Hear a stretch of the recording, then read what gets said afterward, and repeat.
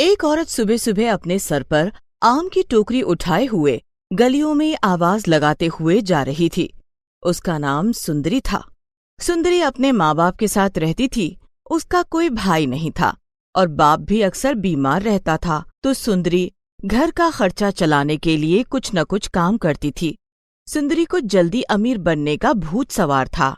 एक दिन सुंदरी अपनी माँ से कहती है, माँ, मुझसे अब ये गरीबी का जीवन नहीं जिया जाता। मैं कुछ ऐसा करना चाहती हूँ कि रातों रात अमीर बन जाऊं और आराम की जिंदगी जीऊं। पर बेटी, ऐसा तो कोई काम नहीं जिसे करने से तू जल्दी अमीर बन जाए। हर काम में सफल होने के लिए मेहनत और समय दोनों लगता है। ठीक है माँ, मैंने कब मना किया मेहनत करने से? कर तो रही हूँ मेहनत कब से, और कितनी करूं? तो बता, तू क्या करना चाहती है? माँ, वो मैंने सोचा है कि आम बेचने का काम करूं, घर घर जाकर। पर बेटी, इसमें तो बहुत मेहनत है। तू कर पाएगी ऐसा? हाँ, कुछ दिन करके देखती हूँ। अगर काम चल पड़ा तो फिर एक छोटी सी दुकान लेकर आम बेचूंगी। हमारे आसपास कोई आम वाले की दुकान भी नहीं है। गर्मी के समय लोग बहुत आम खाते हैं। बहुत देर तक अपनी माँ के साथ बात करने के बाद वो सोने चली जाती है। अगले दिन सुंदरी जल्दी उठ जाती है। मंडी जाकर आम लेकर उन्हें एक टोकरी में भरकर उन्हें बेचने निकल जाती है। आम ले लो, आम, ताजे ताजे मीठे मीठे आम ले लो, रस से भरे आम ले लो। तभी एक आदमी अपने घर से बाहर निकलता है तो देखता है कि एक औरत आम से भरा टोकरा अपने सर पर रखकर चली जा रही है। अरे ओ आम वाली, इधर आ। पहले तो तुझे कभी नहीं देखा यहाँ।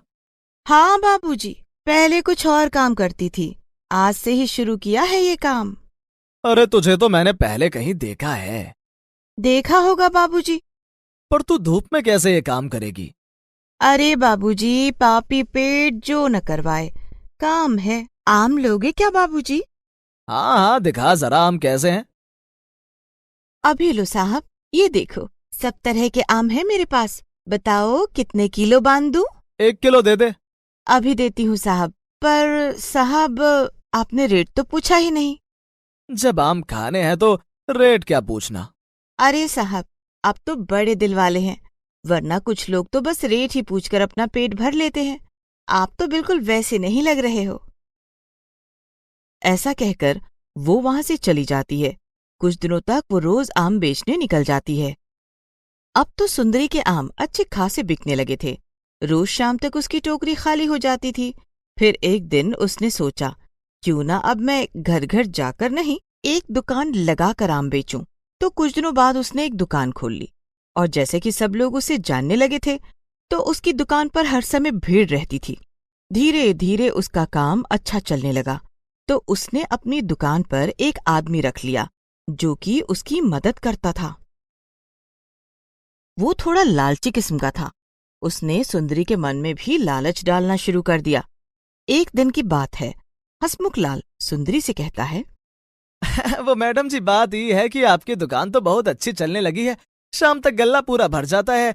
क्यों ना हम आम के दाम बढ़ा दें, जिससे कि हमें दोगुना मुनाफा हो। गर्मी का मौसम है, इस समय लोग कुछ ज्यादा ही आम खाना पसंद करते हैं, और आसपास कोई और दुकान भी नहीं। लोग मजबूर होकर हमारे ही पास आएंगे। अरे वाह, तू तो अच्छी बात कह रहा है। पर अगर कहीं महंगे आम कोई खरीदे ही नहीं तो फिर क्या होगा? अरे मैडम जी, ऐसा कुछ नहीं होगा। आप एक बार ऐसा कर कर तो देखो। हसमुख की बात सुनकर सुंदरी के मन में लालच आ गया।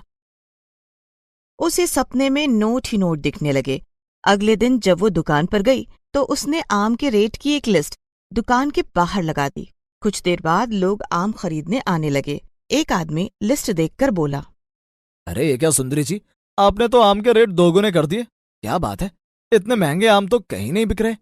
देखो भाई, महंगाई इतनी बढ़ गई है, ऊपर से मेहनत भी बहुत है इस काम में, और मुनाफा इतना नहीं हो पा रहा, तो दाम बढ़ाने पड़े। अरे आम बेच रही है या सोना? जरा रेट तो देखो इसके, हमें नहीं लेने यहाँ से आम। सुंदरी को उस औरत की बात सुनकर गुस्सा आ जाता है। हाँ, जा जा, मेरे जैसे आम कहीं और मिले तो कहना। हसमुख लाल ये सब देख रहा था, तो उसने भी मौके का फायदा उठाना चाहा। अरे मैडम जी, अगर रेट बढ़ा ही दिए तो मेरे पैसे भी बढ़ा दो। जितना आप पैसे देती हैं उसमें गुजर बसर करना मुश्किल होता है। सुंदरी पहले से ही गुस्से में थी, तो वो हंसमुख लाल पर चिल्लाने लगती है। अच्छा, तो अब तेरी भी जुबान चलने लगी है। गांव बसा नहीं कि चोर आ गए। फिर कुछ देर तक उनमें बहस होने लगती है। हंसमुख लाल गुस्से में वहां से चला जाता है। कुछ दिन तक तो वो काम पर नहीं आता, लेकिन कमाई का कोई और जरिया ना होने की वजह से वो वापस आ जाता है। वो सुंदरी से कहता है, वो मैडम जी, बात ये है कि मुझे माफ कर दो। मैंने आपसे मुंहजोरी करी, अब दोबारा ऐसा नहीं होगा। निकल गई सारी हेकड़ी। गया तो ऐसे था कि वापस ही नहीं आएगा। सुंदरी उसे माफ कर देती है। सुंदरी का काम सही चल रहा था। आदत से मजबूर हंसमुख लाल दोबारा सुंदरी से कहता है, मैडम जी, हमारी बिक्री तो अच्छी हो जाती है और शाम तक आम भी बिक जाते हैं, लेकिन आपको तो पता ही है बहुत मेहनत करनी पड़ती है। सुबह सुबह मंडी जाना पड़ता है, आम लाने पड़ते हैं, फिर उन्हें दुकान में लगाना पड़ता है।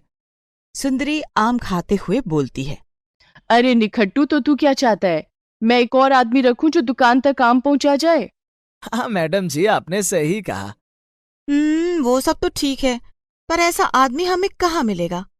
और सारा काम वो करेगा तो तू क्या करेगा?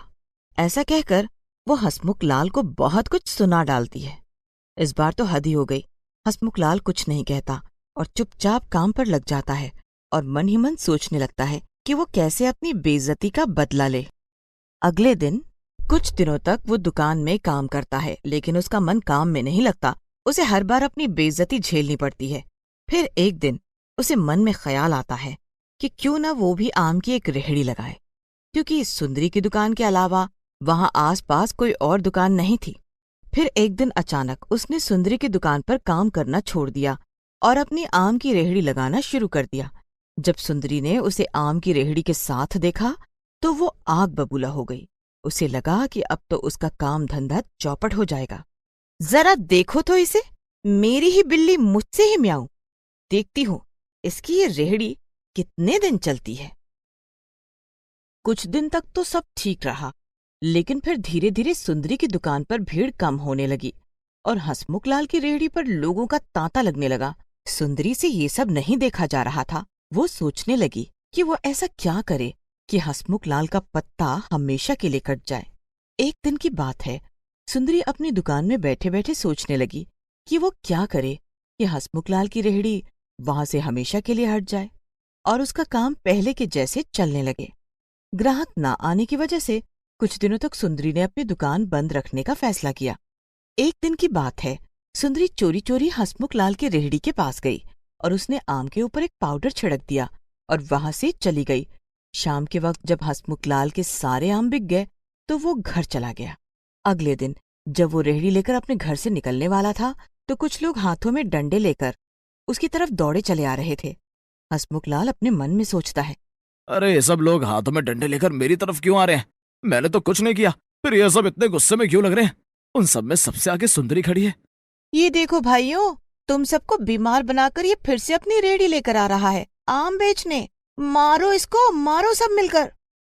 ये क्या कह रही हो तुम? मैंने ऐसा कुछ नहीं किया। मेरे आमों में कोई मिलावट नहीं है। अच्छा, मिलावट नहीं तो मेरे बच्चे बीमार कैसे हुए? मुझे नहीं पता ये सब कैसे हुआ। जरूर ये सुंदरी की चाल है। अच्छा, ये तो इतने सालों से आम बेच रही है, इसके आम खाने से तो आज तक तो ऐसा कुछ भी नहीं हुआ। फिर तेरे आम खाकर ही मेरे बच्चे कैसे बीमार पड़ गए? फिर सब लोग उसे मिलकर मारने लगे और बोले, अगर कल से तेरी रेहड़ी आसपास दिखी तो हमसे बुरा कोई नहीं होगा। फिर सब लोग चले जाते हैं। हंसमुख लाल को समझ नहीं आ रहा था कि उसके आमों में ऐसा क्या था जिससे लोग बीमार पड़ गए। फिर अचानक उसे ख्याल आया कि कहीं सुंदरी ने तो कोई मिलावट नहीं की है। तो इस बात का पता लगाने के लिए वो सुंदरी के घर की ओर चल पड़ा। सुंदरी आज बहुत खुश थी क्योंकि अगले दिन से उसे हंसमुख लाल की रेहड़ी नहीं दिखने वाली थी। वो खुशी में झूमते हुए अपनी एक सहेली से मिलने के लिए निकल पड़ी। हंसमुख लाल भी उसके पीछे चल दिया। रास्ते में सुंदरी एक आदमी से मिली। उसने उसे कुछ पैसे दिए और वहां से चली गई।